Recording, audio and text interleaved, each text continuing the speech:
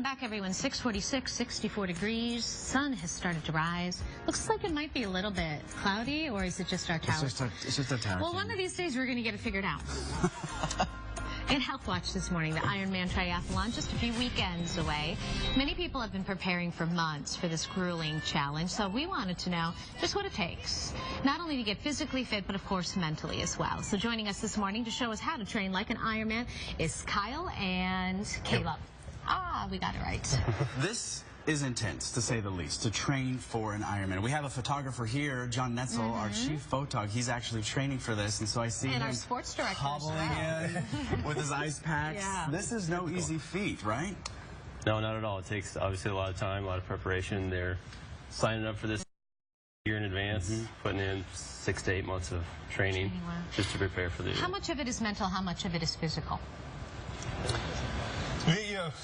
The saying is 90% of it is mental and 10% of it is physical. Obviously, they've dedicated hundreds of hours of training, but it really comes down to that one day and being able to overcome any obstacle that's thrown at them on the actual day of the race. What kind of obstacles are we talking about? 'Cause I remember our sports director, I think it was, went in for his first one after an injury, and I think the water was cold. I can't remember exactly what the circumstances were, but that one little obstacle, and he finished a little slower than he wanted to, but kept going. It could be, getting hit in the swim, or getting kicked in the swim, or getting a flat tire on the bike, or losing a water bottle, or having stomach issues. For everyone, it's different. So for people that really aren't familiar with the Ironman, it's a 26.2, basically it's a marathon. That's the finish, yes. And then what else is there? You start with a 2.4-mile swim. Okay.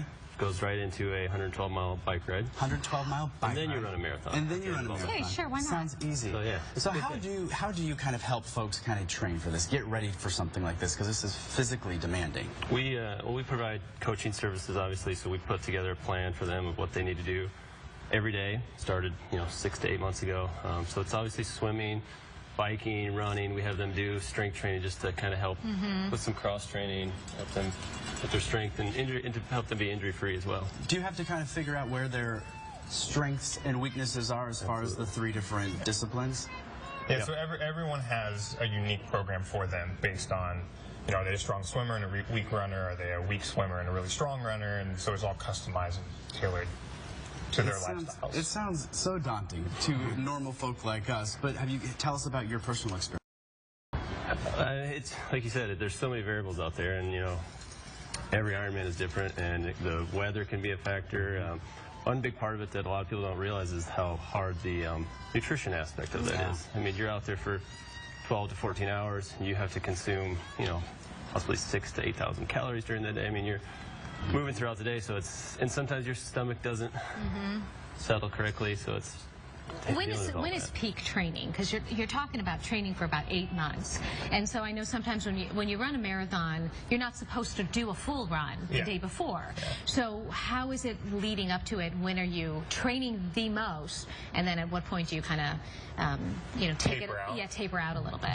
The peak training for them would have been September and October. Okay. So those 2 months. So now that we're into November and we're 2 weeks out, they've started their taper.